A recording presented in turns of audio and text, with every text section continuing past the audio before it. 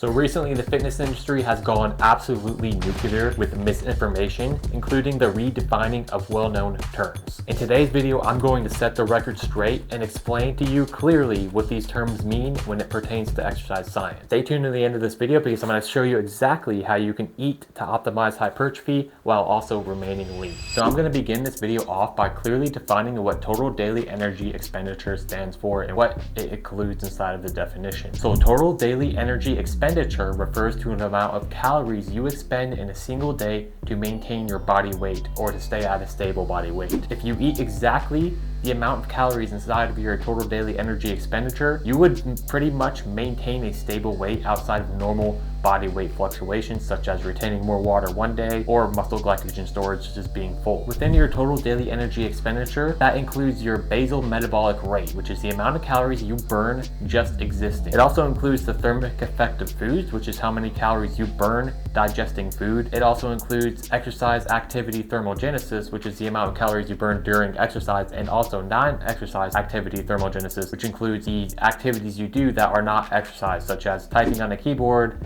walking, etc. Now, the issue comes in when certain people, such as scientific snitch, is defining maintenance as including a surplus for hypertrophy. As you have seen, your total daily energy expenditure does not include a surplus for hypertrophy. It includes everything you expend in a single day to maintain your body weight. Maintenance calories basically means eating exactly the amount of calories that are inside of your total daily energy expenditure, and if you eat the exact amount of calories inside your total daily energy expenditure, you should maintain your body weight. Your body does need extra calories on top of your total daily energy expenditure in order to add on metabolically active tissue. Muscle is a metabolically active tissue which requires calories, extra calories on top of your maintenance to build muscle, right? So if someone says all you need to do is eat at maintenance, they're misunderstanding some basic exercise science. While it's possible to build muscle at maintenance, it entirely depends on your body fat storage. So let's say you're at 15% body fat, you decide to build some muscle. Well, if you build muscle at exact maintenance,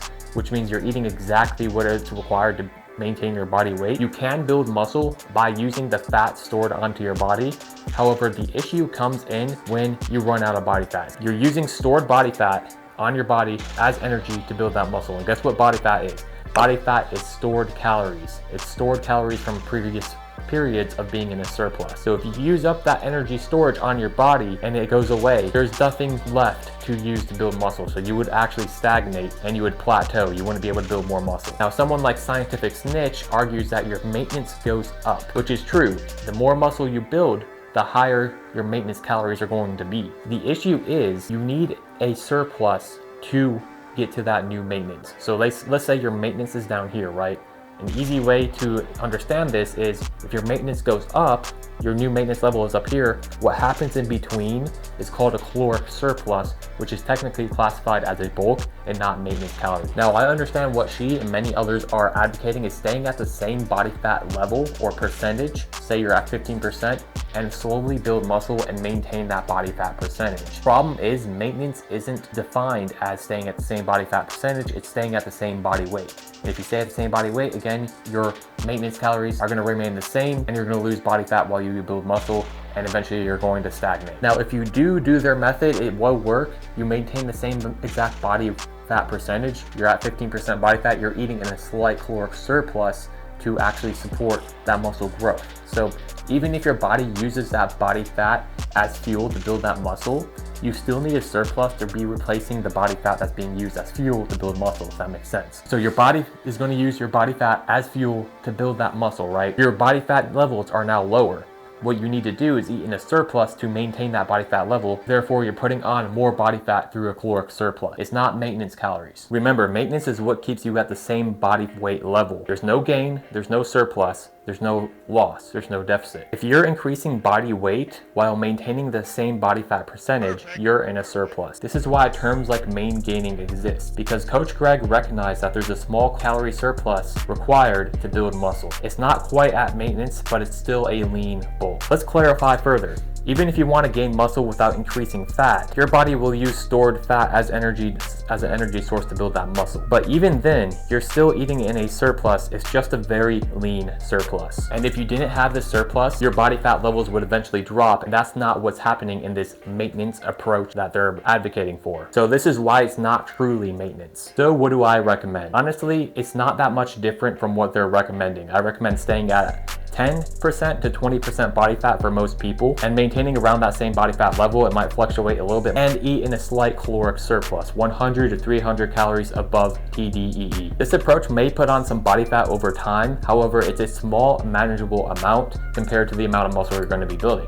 And it's super easy to cut back down to the same exact body fat level you were at once you actually build that muscle. However, I do not recommend over bulking beyond 20% body fat. There's absolutely no reason to do that. There's no benefit to bulking above 20% body fat. You're just going to be building a ton more fat as opposed to muscle. It actually can negatively affect your hormones, and it can negatively affect your gym performance. Keep it around in the 10% to 20% range. For men, it's going to be mostly around 15% or below. Women, it's going to be a bit higher. So to be clear, I somewhat agree with the approach that creators such as Scientific Snitch are pushing. Keep your body fat lean, be in a slight caloric surplus, and build muscle. I just disagree with the redefining of terms that we already established and are already well known. The main issue that lies in her definition is that maintenance does not include a surplus for hypertrophy. Also, it is very, very difficult. It's near impossible to track the exact amount of calories you need to maintain the exact same body fat percentage. So being in a slight caloric surplus is actually going to take the guesswork out of things,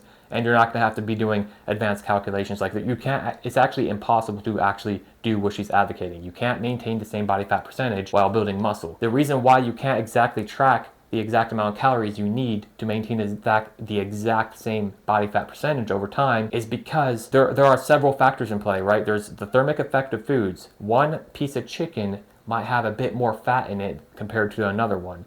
So that right there is going to throw off your calories. Plus, your metabolism might work a little bit different one day compared to another. You might move a bit more one day compared to another, burning a bit more calories, or you could even do the opposite and move a bit less and burn less calories. So these things are honestly not 100% bulletproof in their methodology. In practical sense, it's a lot easier to be in a slight caloric surplus, which is a lean bulk. Even what she's recommending is classified as a lean bulk because you're building muscle while maintaining body fat percentage. I will say her approach will work particularly well for obese or overweight individuals who already have an excess amount of calories stored in their body fat. I hope you found this video informative and helpful. If you want to get coaching from me, go ahead and check out the link in the description down below. It's the very first link. I will provide you with everything you need to build muscle and stay lean at home.